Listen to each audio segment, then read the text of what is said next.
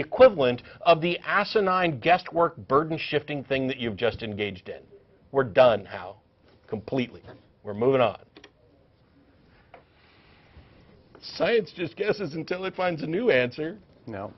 Sorry. Science follows where the evidence leads, and there's human error in science, but it gets corrected over time. It is a in the long term, it's a reliable way of finding answers about the world. There's no assertion of absolute certainty in science. No. There's and the no testable claims thing is very important, right? Because it says, okay, I got a theory, it makes this testable claim, and it could be proven wrong tomorrow, right? These theories are very vulnerable in the sense that any evidence that counteracts it makes that theory false. Yeah.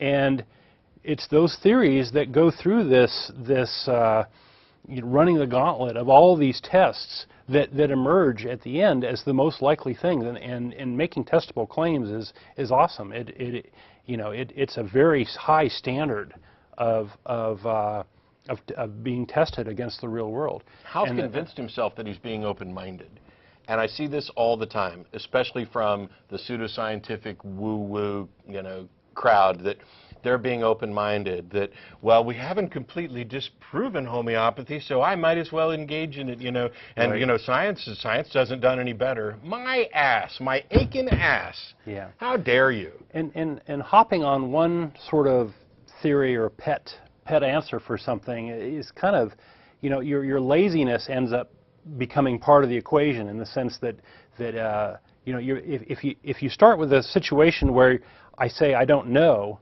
then I'm not making any decisions based on false. Yeah. But if you start with the decision, oh, my little pet answer is the right one, and I'm going to be lazy and not investigate it further, then you go through life making decisions based on this false thing, and your decisions affect you and other people, and that's where the problem is. Yeah. You can believe whatever you want, but once it starts affecting other people, then you're doing them harm. Yeah, I thought I hit it nice and hard when I said, the issue of, for example, I'm going to believe that this causes diseases and bloodletting is the solution. And then immediately after saying that, it was like, well, I don't see the harm in believing whatever until... How can you not see the harm there? There's something that goes on in the mind of many theists, many religious supporters, not all. I'm not going to necessarily paint everybody with one brush. But in the mind of people who have engaged in pseudoscientific nonsense and woo and religion, etc. And it's an error that I was prone to, that I think almost any believer would be. I have no idea exactly what it is. I've tried I don't know how many different ways to find it. And we're beginning again with this, do you care whether or not your beliefs are true? And of course, everybody is going to answer yes, or almost everybody's going to answer yes to that question. Of course I care. And then, for whatever reason, when you attempt to demonstrate that they haven't followed the rigorous standards by which we would normally determine whether or not something's true, they don't see it. Yeah. And I think Hal was a perfect example, because he's convinced himself that his approach is as scientific as any other. Mm-hmm. And it's not. No. I mean, no. It's like, rolling a ball around the table and then claiming that, it's just as good as juggling 5 broken glasses. It's not the same. Yeah.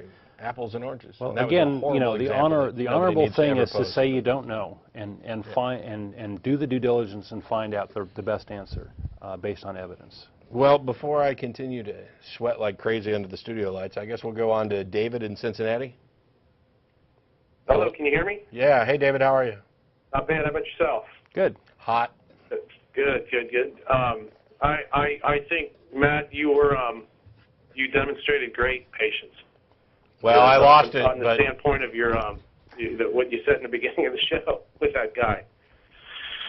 But the reason I'm calling, I had a question for you. I had an experience. I had a miraculous experience yesterday. I was driving to the park, and I looked up at the clouds, and I saw the Cookie Monster. And I mean, it was the Cookie Monster, and he was looking right at me. And I thought, and I was wondering. So Sesame Street must be real. Why is it that when we see things like that, well, the Virgin Mary in the sky or Cookie Monster or whatever, why is it that we always see, as humans, not just religion, you know, or religious people, why is it that we always see iconic figures like, you know, Mickey Mouse or Pluto or Jesus? Why don't we see, you know, Spot, our dog, or Steve, our best friend, or our deceased mother? You know, I'd argue that on occasion we do. I mean, Beth has a great photo on her Facebook that's just a smiley face. It's just an abstract smiley face. You know, I remember people would see bunnies or horses or animals and whatnot. I think this is a little bit of confirmation bias or reporting bias, in that the ones that we're going to hear about on the news are somebody seeing, you know, the Virgin Mary and a piece of toast. If somebody sees, you know, a bunny rabbit and a piece of toast, it's probably not going to get any press. Sure, sure. Yeah, so there is this idea that that religious figures are more significant, and they're more significant to more people. And if you see something that somebody else can see too, then you get this snowballing effect, this mob psychology going. So it's sort of two things at play here. One is the fact that we can see patterns in things, and all these images and things that we're exposed to. You know, if you're exposed to Mary all the time, then you're going to see Mary in lots of places. That's one effect, and the other is the mob psychology of oh, this is significant, and oh, do you see it too, and are you blessed, and all this stuff, and then it snowballs and gets into the press or whatever. Yeah, I love reports of pareidolia, and that's the official name of it. And Phil Plait on his blog will occasionally run one when it hits press, and he will occasionally run some that he sees and what they are. You know, in a picture of the terrain on Mars or the moon or whatever, he'll see something, and it won't be religious in nature. And by and large, sometimes I think that those reports end up being better and more convincing. I mean, I've seen pictures of, like, this is Jesus in the wood grain on my bathroom door, and it looks shockingly unlike what it's supposed to be. And yet I've seen others where, you know, it's like, hey, is that photoshopped? And it's because we're all prone to seeing those patterns. My favorite is Jesus on the butt of the dog, but if you haven't seen that one, go look for it. It's a hoot. Anyway, I had to throw that out. Okay, I just wanted to throw that at you guys. You know what would be cool? You know what would be cool? To see a pine cone in a piece of toast. There you That's go. Right. And it would have to be deeply religiously significant for some reason. Cool. You can use your imagination and make up a reason. Yeah. Hey, well, we went on so long with one call that I hope we've wrapped yours up nicely and can move on. Okay, thank you. Great. Thanks, David. Bye. We've got Eric in East Stroudsburg. Hi. Hi.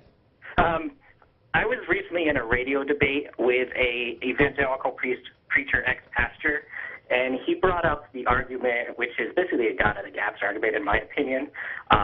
Logic or inductive reasoning is a Christian concept, and I was wondering how you guys would go about taking that out. I went out and said it's a God of the gaps argument.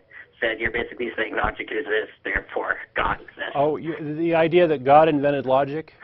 Yeah, that you can only have logic with God. Oh, yeah. I'd call that a stealing credit sort of thing. I'm confused, though, because was this some formation of the transcendental argument for the existence of God, or was this specifically having to do with inductive reasoning? This specifically had to do with inductive reasoning, which the preacher was using. Okay, I'd have to see the argument or hear it, but it's ridiculous.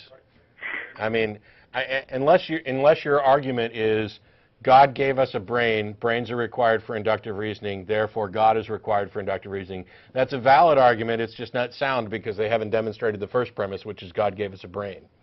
If they're arguing instead that inductive reasoning is not possible unless there is this transcendent God being who made it possible, then it's a different version of the transcendental argument for the existence of God, which addresses the three logical absolutes. Yeah, that's the argument he was using.